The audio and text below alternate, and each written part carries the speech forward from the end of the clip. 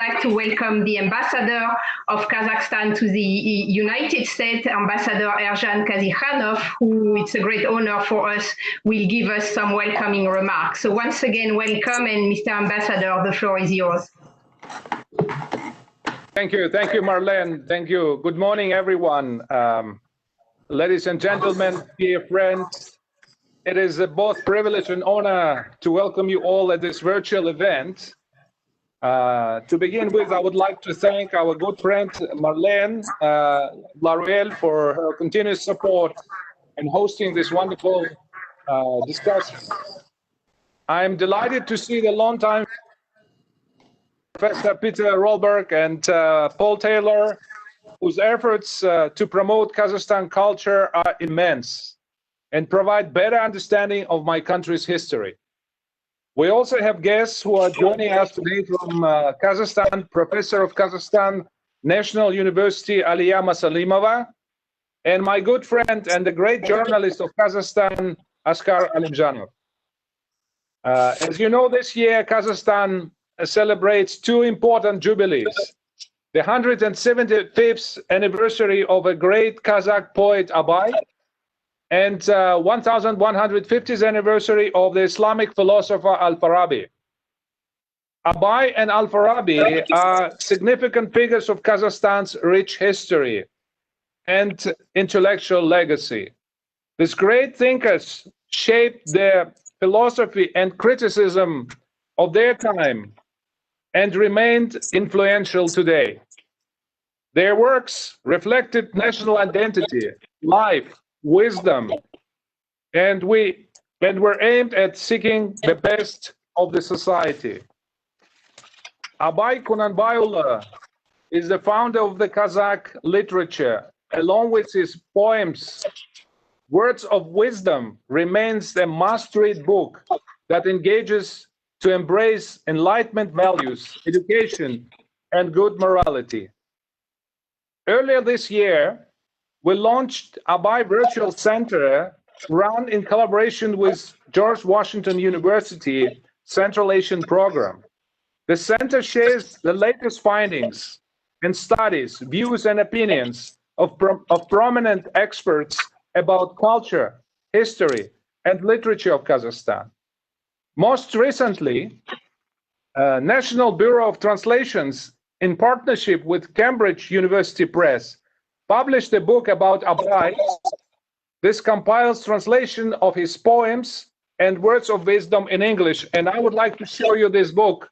We would be happy to share it with you all. We also have a publication of another book about Abai, written by well-known scholars of Kazakhstan, Jabahan Abdilding and Raushan Abdilding, about Abai as a philosopher, reformer, and humanist. That book was also translated into English most recently, and we will be happy to share it with you as well. Known as a second master after Aristotle for his deep mind and extensive knowledge, Al-Farabi was a great scholar who left a tremendous scientific heritage, including about 200 treatises based on various empirical studies. Today, I would like to draw your attention to a newly published book about Al-Farabi, Return of the Sage, by famous Kazakh writer Anuar Alimzhanov. This novel takes us back to the Middle Ages and gives a glimpse of his life, writings, and the discoveries about Abu Nasr Al-Farabi. This is the book that I have in my hand, and I would be happy as well to share it with you and other interested in the audience. We would be happy to share these books and other books at our embassy in Washington, consulate in New York, and our consulate in San Francisco. Otherwise, you can go online and download them on the Abai Center at the George Washington University. I hope that today's discussion will contribute to strengthen cultural exchange and fostering people-to-people relations between Kazakhstan and the United States. And I'm so delighted to see you all And Marlene Laruelle, thank you very much again to you for organizing this event. And I think this is a really historic event because this is, as you said, this is first event about history and culture of Kazakhstan under the auspices of George Washington University. Thank you very much. Thank you so much, Mr. Ambassador, for these great welcoming remarks, and once again for your support to the knowledge of Kazakhstan and Kazakh culture in the US. I think it's really a very important work that is going on.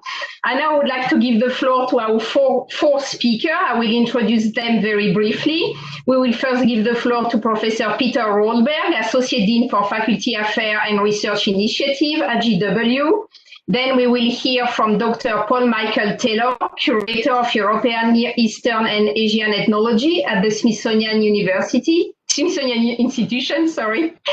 Then we will hear from Professor Aliya Masalimova, Dean of Faculty at Al-Farabi Kazakh National University. And last but not least, commentary by Askar Alimzhanov, Director of the National Branch Mir TV. And then, so I would like to each of you give you the floor for 10 minutes, and then we will have about 15 minutes left for the discussion, and I invite people in the audience to ask their question or send their comments during the discussion on the chat or the Q&A box, and I will moderate the discussion after.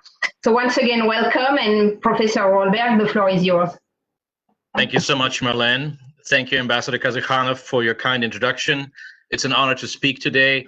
And I want to point our listeners' attention to the fact that the book about Al-Farabi is actually not a scientific biography. It's not a commented edition, which unfortunately does not exist at this point of his works, as several historians of philosophy has remarked. It's a novel.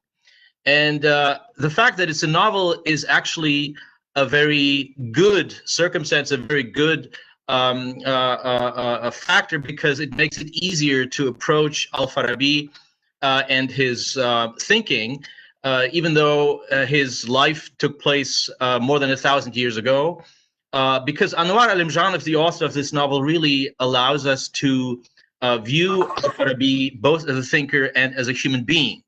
And he shows him as a gardener, as a lover, unhappily in love. He shows him as a collector of knowledge, as a practitioner in various roles.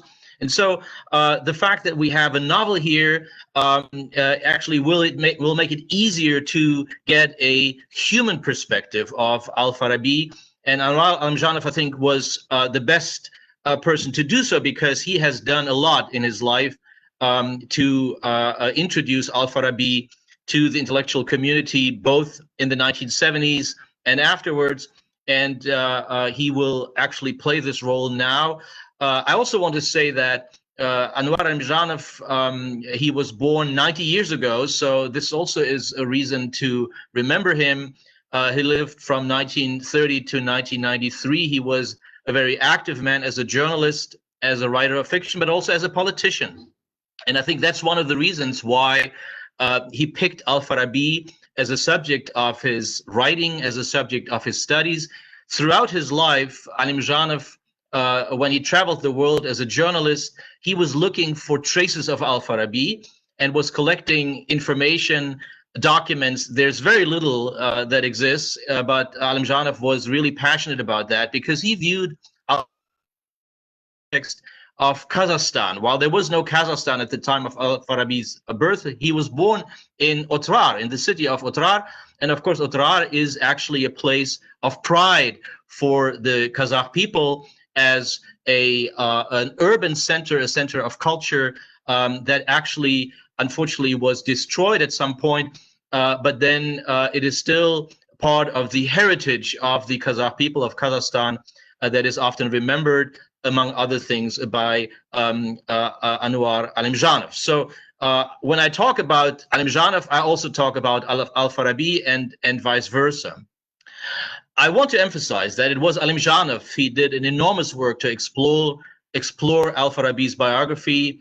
And he, for example, discussed Al-Farabi's life and work with specialists, with historians, he supported the hypothesis that Al-Farabi must have been in Egypt. This is a controversial issue, whether he was or not, but Alimzhanov gave some interesting arguments for the fact that Al-Farabi must have been in Egypt throughout his wanderings, throughout his travels and sojourns in the world.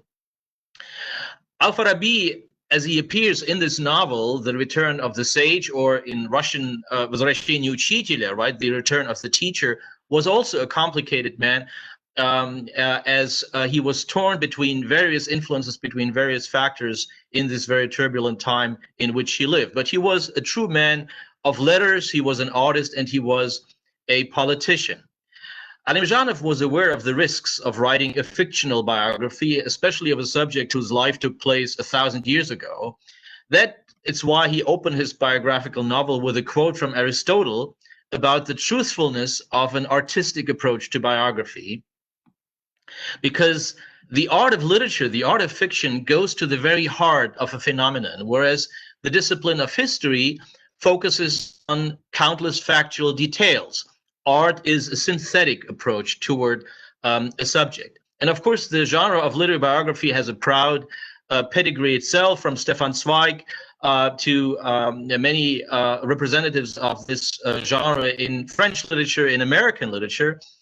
And I have to say, it's still the question whether it was professional historians or whether it was the Russian poet Alexander Pushkin with his novel The Captain's Daughter, Kapitanskaya Dochka, who defined our image of Pugachev and Catherine the Great. So writers of fiction have a genuine chance to determine, or to help determine and define, what our image of the past and of the great people of the past actually is. The focus on a thinker, that is Al-Farabi, served Alimzhanov as the point of departure for an exploration of the creative individual and of the epoch he lived in.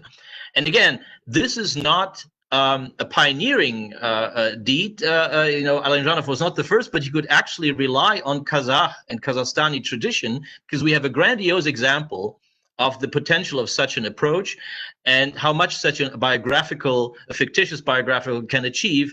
I'm talking about Mukhtar Awezov's The Path of Abai, the greatest Kazakh novel of the 20th century, which, by the way, has still not been fully translated into English. And of course, that was a biographical novel that also became an encyclopedia of Kazakhstan, of Kazakhstani culture, of the Kazakhstani legacy, of nomadic culture in all its richness. And I would say the less is known and documented about a thinker and about the life of a great thinker, the more important is the role that's played by the author's imagination, his empathy with the character. And that's what we find actually in this novel, The Return of the Sage, The Return of the Teacher by Alimzhanov, about Al-Farabi. For Alimzhanov, Al-Farabi was the prototype of the intellectual per se. For Alimzhanov, Al-Farabi represented the greatest values that intellectuals can bring into this world. And so the quote from Aristotle, of course, is also based on the fact that the status of Al-Farabi was huge in his time. And he has become a little more, I would say, a bookish figure in the past few centuries, even though there has been an upsurge of Al-Farabi scholarship since the 1980s in Britain, in France, even in the United States, in Russia. But still, very few people, I have to say, unfortunately, know much about Al-Farabi, even though he has such interesting ideas that are quite modern. For example, Al-Farabi viewed music as part of mathematics. And if you think about the research of mathematicians into the music of Bach and the underlying principles, this is such a modern idea, developed 1,000 years ago in one of Al-Farabi's greatest books, the Book of Music.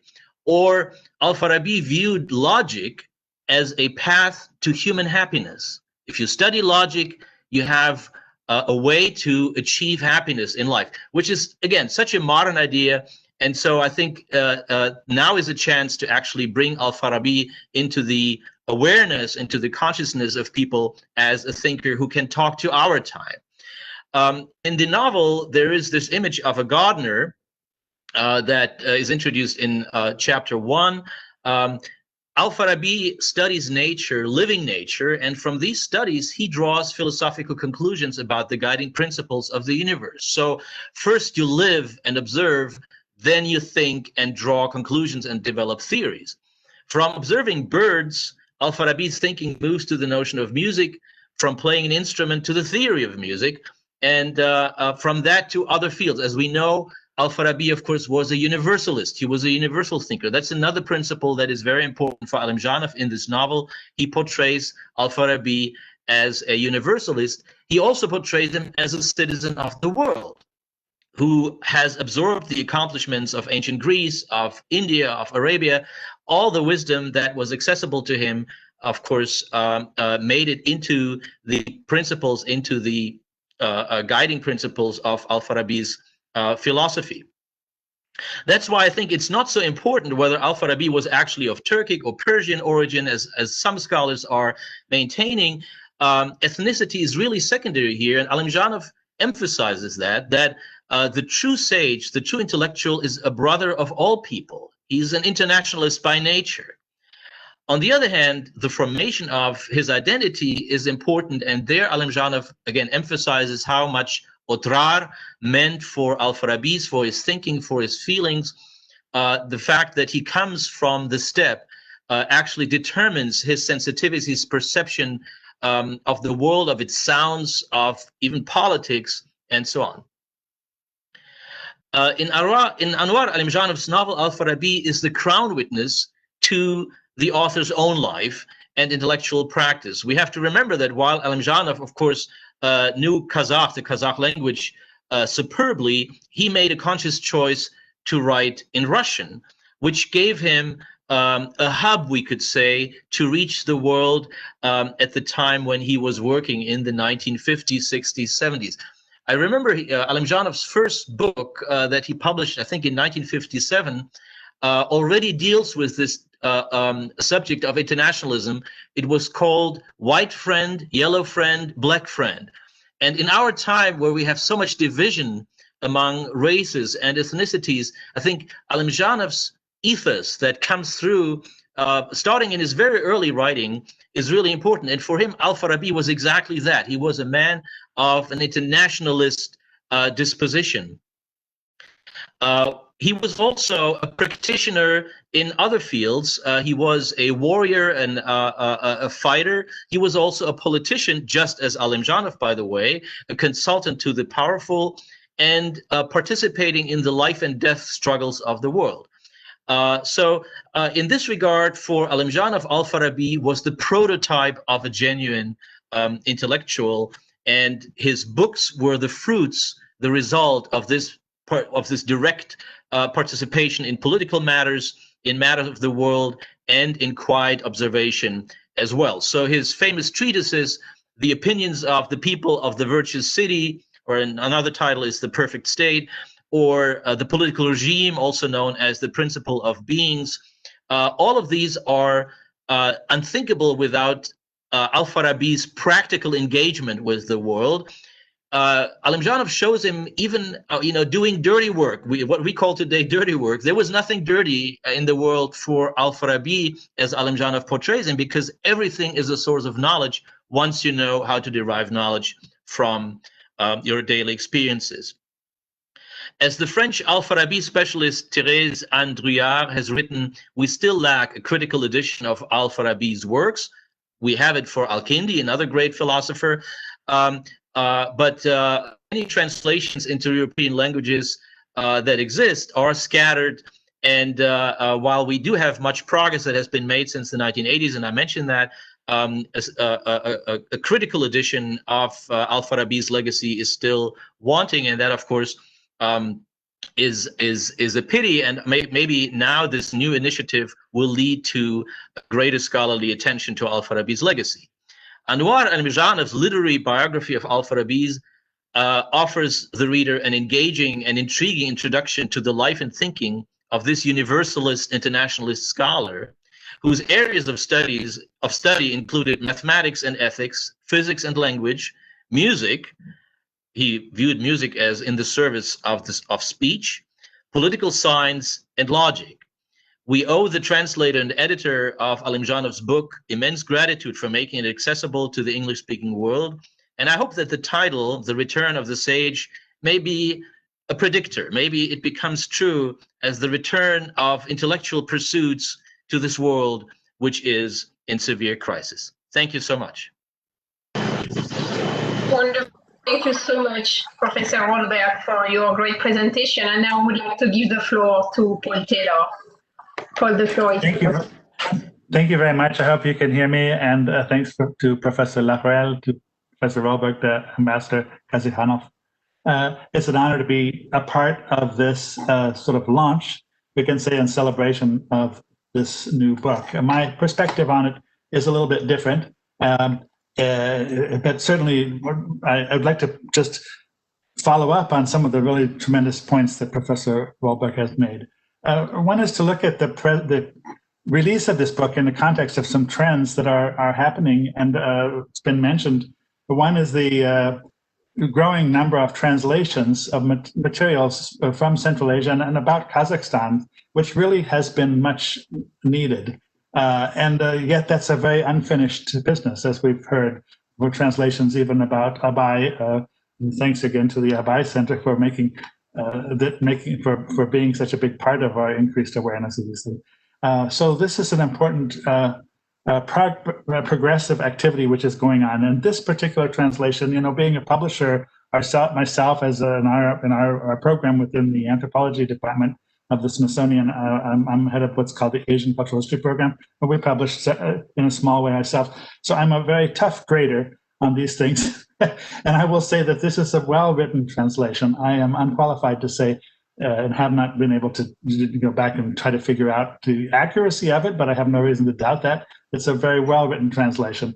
About the translation per se, I will say that these small publishers that are often used with these translations don't have some of the facilities that Cambridge had. For example, there is no good colophon or cataloging and publication data. I'm personally going to try to make an effort to see that that's resolved by getting this properly cataloged into the WorldCat OCLC database and so on. You can't tell from this what was the original Russian. And I did check the WorldCat and asked Mr. Alimzhanov just now before we began. And apparently the first Russian edition was published in 1979, but I see that only in one library worldwide. In 1995, there was a second publication. Now, I don't know that that's correct, but that's what I see on WorldCat, and I believe Mr. Alimzhanov confirmed that the book was written in 1978 and it first published in 1979. So that I wanted to report that, and we're going to try to make sure that that's put into the cataloging records. So, another big trend we can say is the widespread growing recognition of the importance of Central Asia in historical scholarship, and particularly in the medieval Islamic period. All of these great writers that we were always brought up learning that they were the great Arabic writers turned out not to be Arabic. And I think the 2000, a recent book, let's see, was 2013 by Fred Starr, The Lost Enlightenment, Central Asia's Golden Age from the Arab Conquest to Tamerlane. That's a good source for this type of information. It shows the importance of Central Asia's medieval Enlightenment and Islamic period, when places like Otrar were so central, and when Merv, were just over the border, which didn't exist in Turkmenistan, was until it was destroyed in the 1300s by the 13th century by the Mongol invasion, was the world's largest, most populous city, probably the world's largest and most populous city. So these were huge, important regions with an advanced philosophical tradition. And the other thing that's really so amazing by 21st century standards is that a person could be expected to be, and logically should be, such a universalist as to be an authority on philosophy, music, astronomy, medicine, all the sciences. And it was logically thought the norm for a good scholar to cover such a wide range of topics. And so this is a phenomenon that is particularly strong in that period, and one we can learn a lot from today in that period from, I'm saying, from about 800 to about 1200. Now, so these are some of the big trends that we see changing in terms of our understanding of history, and the appearance of this translation is very important in that. The translation, though, you talk about Al-Farabi as a universalist, and Professor Rollberg has mentioned this. I see this as a little bit different. The fact that they're differently, just from my reading only. But again, this is a dialogue, so let's discuss maybe further, or Mr. Alimzhanov may comment. You know, a universalist is true. Clearly, Al-Farabi thought that it was important to read and understand a wide range of people from all nationalities. Ethnicity didn't matter for scholarship. Ethnicity was unimportant for that, and also extremely tolerant of other types of religion and so on. That's a constant underlying conflict within this novel, also between the forces of dogmatism and the people who are real scholars. However, I wouldn't go so far as to say, if I understood correctly, that it really didn't matter. It really doesn't matter, or whatever, to Alimzhanov, whether that Al-Farabi was ethnically Turkic or Persian or whatever. And people do debate this, I realize. I think that there are two ways to see that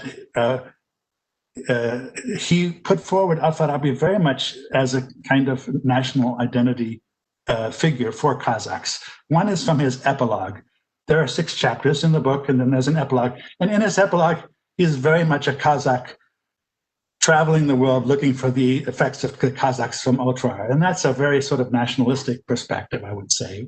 I wouldn't say doesn't matter what his ethnic group was perspective. But the second is more subtle. It's in the novel itself.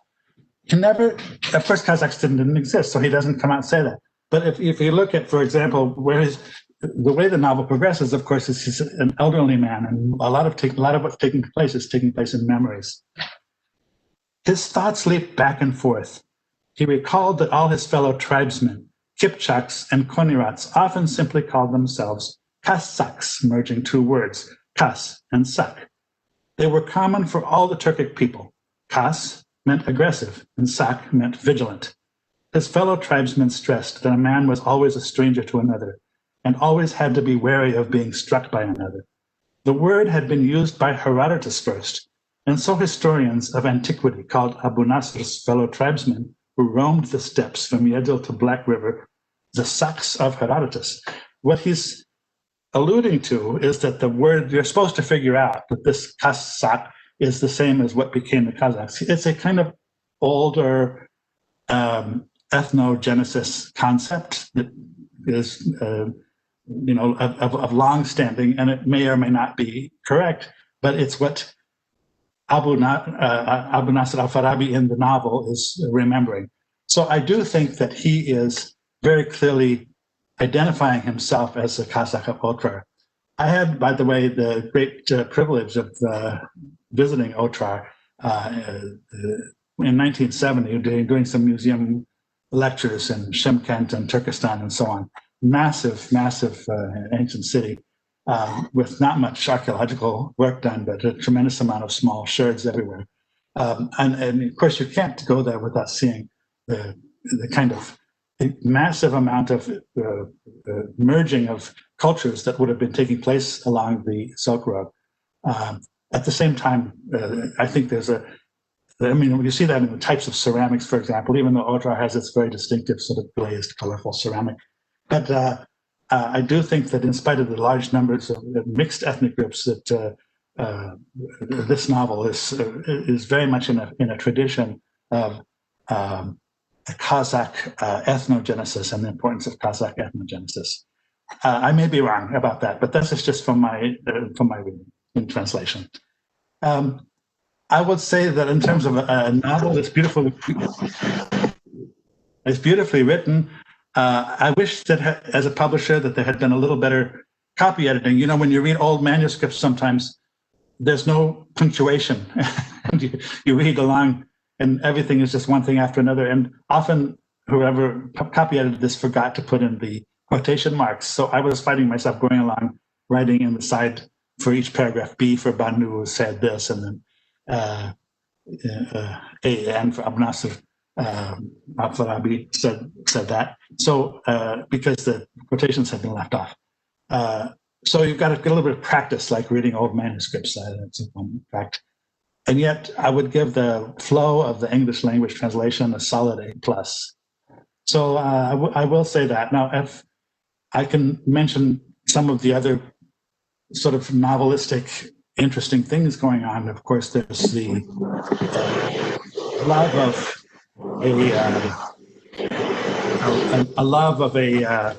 of the lady Banu, so of a noble. We won't have a lot of time, Paul. Yeah, we won't have a lot of time left. Yeah. So.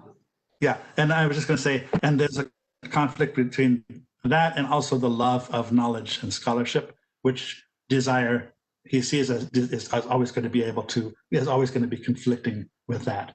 And there are many very wonderful conflicts like this that run throughout the novel. So I think I've run out of time. Obviously, there's lots more to say, but I do appreciate the opportunity to participate in this and in this dialogue, and thank you very much.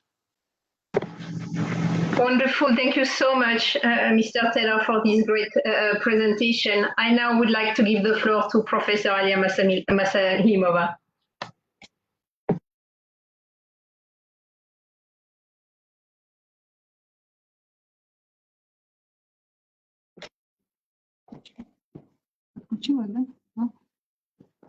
Okay, dear colleagues, participants of today's events, let me express my appreciation to the Kazakh Embassy and to the Institute of European, Russian and Eurasian Studies for organizing the events and for the opportunity to speak to my colleagues. Dear Marlene and Professor Peter Rollberg, maybe you will remember me because 3 years ago I've been to your institute. So I'm very glad to see you again. As you know, the main goal of celebrating the anniversary was to promote the heritage of Al-Farabi as one of the greatest minds of the world civilization, his role in the history of world civilization, and promote Al-Farabi as a national brand. Today, my speech is devoted to the philosophical heritage of Abu Nasr Al-Farabi and the relevance of his ideas in the modern world. And I would like to emphasize 3 points or 3 questions. Why do you turn to the legacy of Al-Farabi? How relevant are his ideas in the modern world? And what can Al-Farabi teach us today? Also, 1,150 years have passed since the Farabi's time. The distance of time could not stop the closeness of ideas. The values which the wise thinker put forward, morality, goodness, long-lasting happiness, perfection, education, are still relevant topics today. Due to its classical and universal characteristic, Al-Farabi's ideas are often compatible with the realities of the old times, and it responds to the spiritual needs of any age and the society in which it lives. The idea of Otrar thinker creating a good civilization, a virtuous city, Al-Madina Al-Fadila, based on the ethical values such as morality and justice, has been transformed through centuries from medieval era to modernity. If it will definitely be transformed into a combination of new and old ages and the establishment of consonance of generations. The phenomenon of Al-Farabi lies in the range of scientific and creative interest of the science thinker and was extremely wide. His scientific heritage is rightfully of global significance. The list of his scientific works is more than 160 treatises.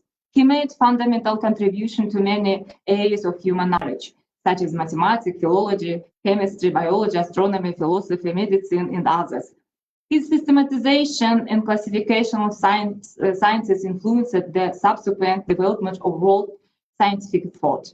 It was his interpretation and Arabic translation of the works of Aristotle, Plato, Euclid, Galen, Porphyry, and many others that allowed European Renaissance scholars to study the philosophical works of ancient Greek authors, which did not survive in the original version, but became available due to the translations and commentaries of Al-Farabi or Abu Nasr, as Abu Nasr Al-Farabi was called in Europe. As we know, Al-Farabi was called Marlene Laruelle, the wisest Greek teacher. He was the second teacher, since the first was traditionally considered Aristotle. How relevant are his ideas in the modern world? As the researchers note, Al-Farabi is a classic of the medieval Western and Eastern eras, whose treatises were distributed all over the world. Stefan Frederick Starr is the author of the book Lost Enlightenment. He writes that Al-Farabi's writing style, honored by 6 languages, allowed him to express his boldest ideas logically and without emotion. Al-Farabi formulated the idea of God as a prime mover. Thus, he had a significant influence directly and indirectly on the works of Thomas Aquinas, Dante, and even Immanuel Kant, as well as on the medieval thinker Maimonides. He claimed that the highest virtues of humanity is reason, which he placed above the senses and imagination or intuition. God is omniscient, but people have the freedom to act or not to act, to think or not to think. The goal of the soul, so it achieves is perfection in reason and disciplined thinking. In his definition of reason, human freedom and responsibility for one's own actions, Al-Farabi disagreed with what religious scholars of that time considered the main Muslim doctrines about the omnipotence of the Almighty. The first cause, a deity, rules the universe, but it is the mind that determines human life. It is reason, not faith. This is the pinnacle of the human experience. Al-Farabi's influence on the Western world is no less than his influence in Islamic world. Al-Farabi's work was translated and published from the 13th and until the 16th centuries. In the middle of the 20th century, one of the most famous works of Al-Farabi, Grand Book on Music, was published in Paris. Interest in the great thinker of the East persists to this day throughout the world. His scientific works treatises cover various areas of the modern science, from natural science to socio-political. Al-Farabi saw the purpose of science in serving man, in the fact that science should bring concrete practical benefits. At the same time, his worldview is differentiated by the fact that he saw the development of science in the harmony with philosophy, morality, and religious norms. His ideal was the image of the virtuous and comprehensively developed citizen. What can Al-Farabi teach us today? The philosophy of Al-Farabi teaches us an objective view of the nature of the things studied, and the very example of Al-Farabi's scientific activity is a brilliant example of constant service to science and truth. His weapon was reason, and his moral imperative was the command of his heart. Al-Farabi, by his example, showed us that the search for truth does not tolerate unthinking attitudes. Therefore, having taken up the most difficult issues of mankind, he was able to create a full-fledged ontological and socio-ethical concepts, while at once writing works in other scientific areas such as logic, linguistics, music, physiology. Al-Farabi puts the primacy of reason at the forefront. Science, it is a reasonable attitude to the surrounding reality, including to society that bears the true benefit. And it was with the aim of achieving the level of real intelligent being as a human being that Abu Nasr Al-Farabi created his original teaching, which having passed through the centuries, and today gives rise to a sense of the timelines of the ideas contained in it, and will also remain relevant for future generations of all mankind. In conclusion, my speech, I want to note the university bringing the name of the great scientist sees its mission in the popularizing and promoting the ideas of the Abu Nasr Al-Farabi. This is provided by the great work carried out by the university team to create new the Al-Farabi research centers, the opening of the museums and scientific libraries. And throughout the year, a wide range of social, political, socio-economical, sectoral, professional events and memorable events were held in the international, state, and regional levels. All Jubilee events were aimed at studying and understanding and popularizing the spiritual heritage of the great thinker, creating infrastructural objects of scientific and social culture significant dedicated to Al-Farabi.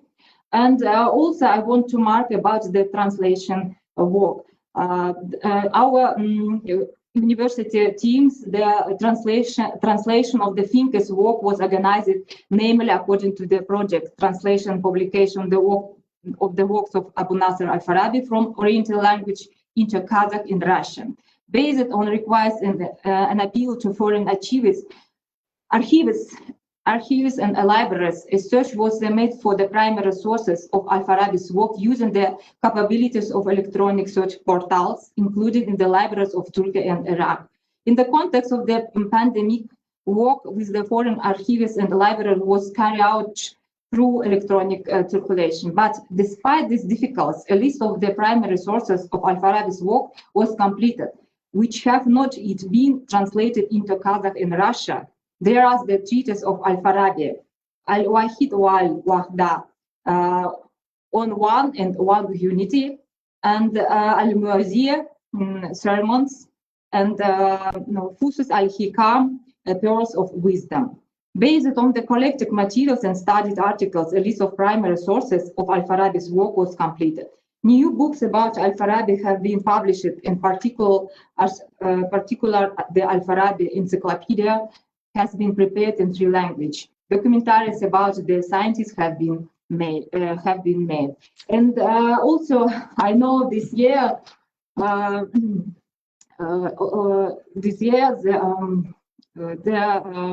the 19th of the jubilee of famous Kazakh writer, publicist, journalist Anuar Alimzhanov.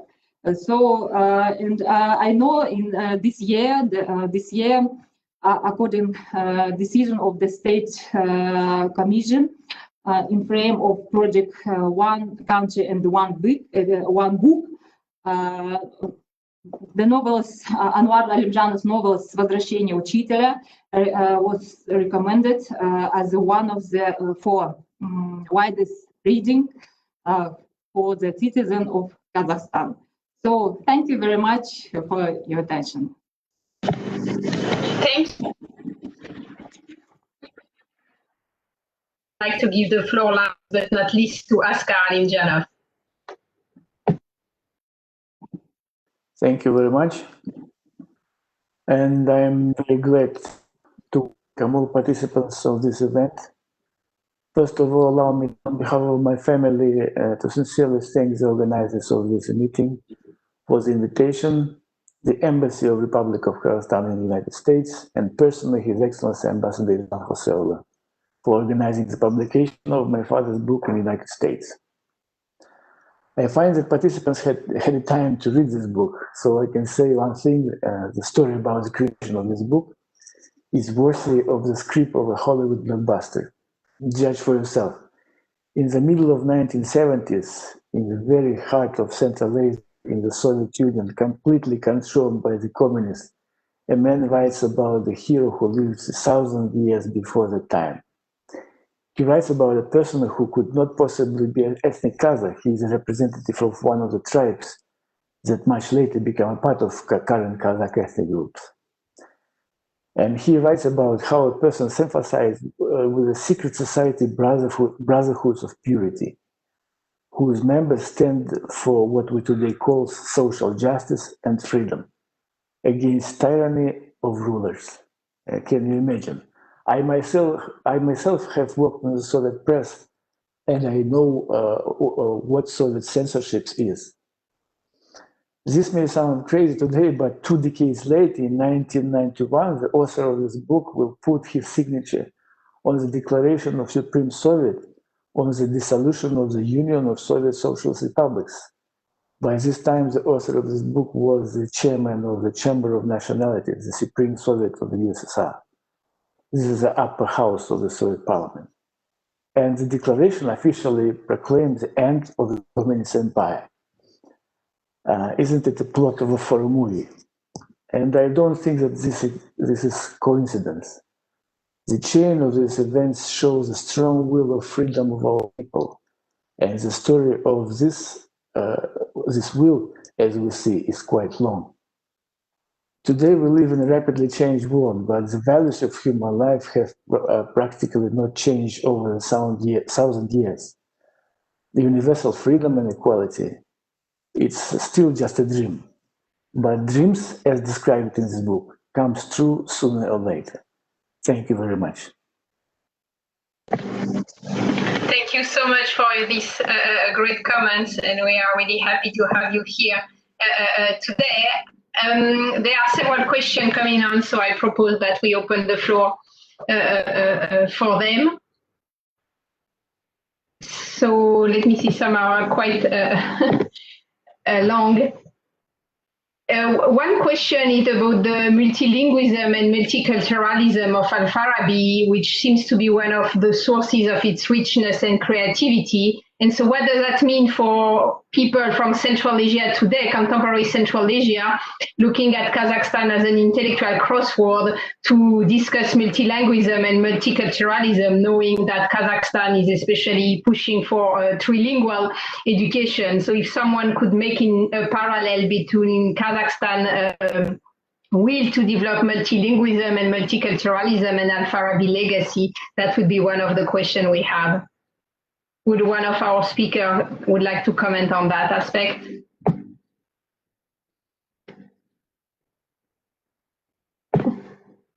Peter? I could say something maybe, if I may. Yes, please. Also in response to Paul Michael Taylor's interesting remarks and very worthwhile remarks about the Kazakhnas of this novel and the Kazakhnas of the image of Al-Farabi in Anuar Alimzhanov's novel. So first of all, I would say there is something really intriguing and worth asking about the fact that two of the greatest Kazakhstani intellectuals of the 20th century, that is Anuar Alimzhanov and Aljaz Suleymanov, both made a conscious choice to write in Russian.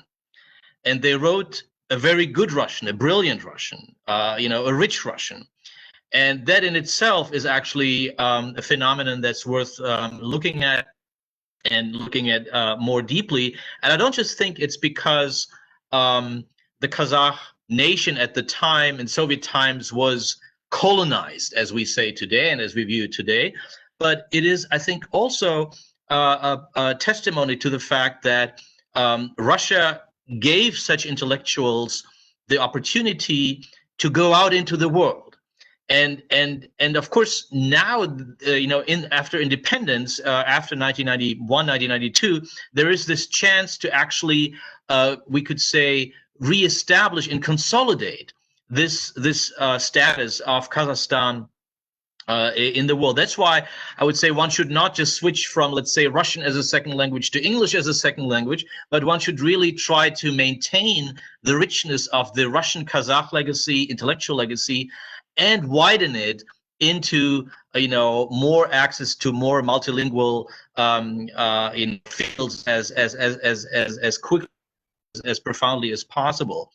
One reason, and here again I want to talk about what Dr. Taylor has said, why I think Anuar Alimzhanov was so interested in the figure of Al-Farabi was the fact that there was some, let's say, Soviet-style arrogance in relation to Kazakhstan, and it was based on the notion that, these are nomads, they have no real history, nothing is written, we gave them culture and so on.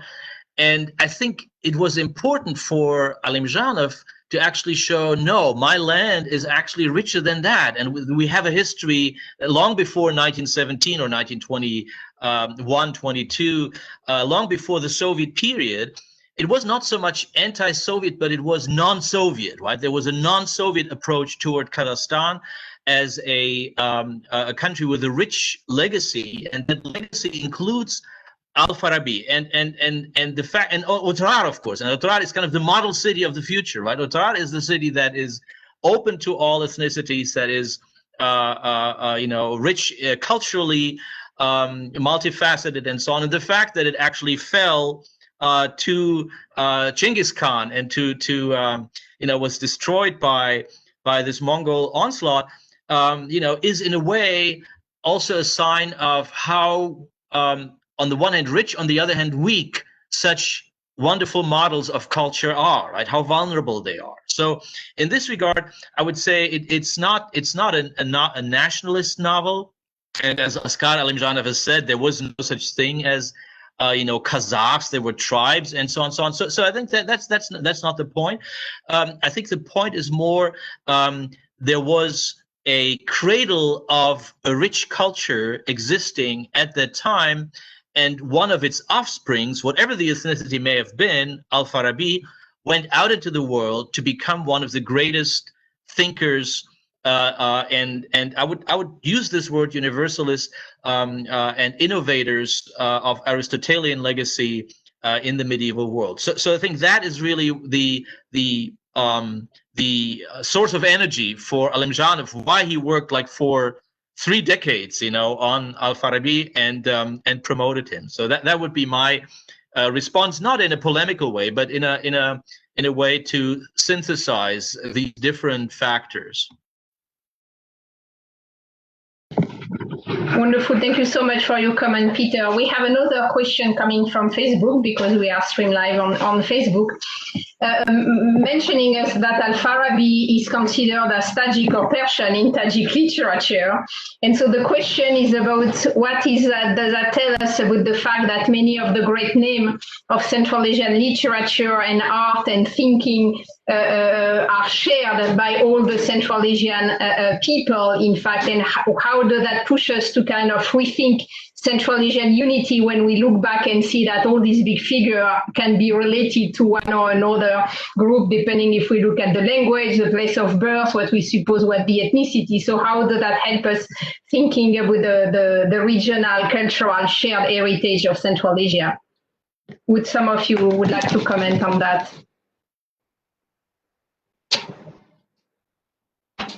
Paul, would you?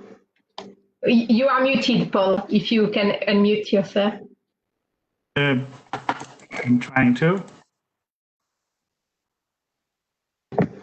You are on mute now, it's good. Am I unmuted now? Yes, you're good. Okay. Yeah. I mean, this is a contemporary issue, but it was also a medieval Islamic issue. I mean, we are consciously now in the 21st century talking again and again about the new Silk Road. So, I mean, in that sense, we can say that the new forms of, international organizations among the countries of Central Asia, as well as the metaphors that we're using, are getting back very much to this idea. So I think the person who wrote in this question is quite correct that we're looking increasingly at cross-cultural currents. At the same time, I have to say that there's a lot of nationalism within each of the countries right now that does not look as clearly at very similar structures and so on that are in neighboring areas. Kazakhstan, not so much, but just across the border between, say, Dashogus and Nukus, you have two very similar types of society organizations, so on. When I look at the provincial museum systems, the cultural ministry or type organizations and so on, they are extremely localized. So I think externally outside the country, increasingly people see a lot of cross-fertilization and similarities, and people are looking at regional studies centers and so on. Whereas internally, we see still, in terms of self-representation in the official ministries, museum systems, cultural ministries, and so on, we see a lot more nationalism that's defined along the lines of national borders. Thank you so much for that comment. Would someone else would like to add something? We have very little time left.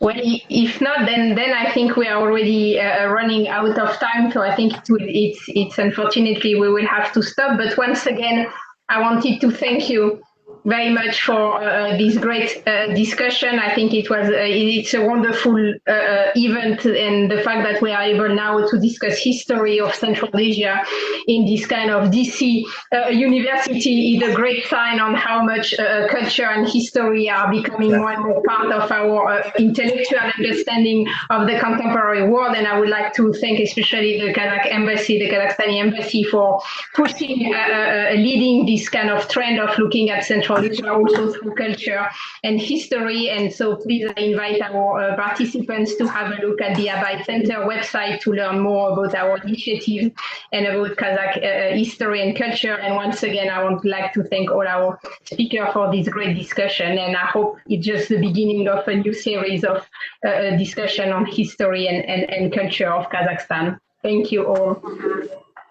Mr. Ambassador, thank you once again for participating. And thank you to all our discussants today. Thank you. Bye-bye. Bye. Bye. Bye. Bye-bye. Thank you. Goodbye. Thank you very much. Bye-bye. Bye. Thank you.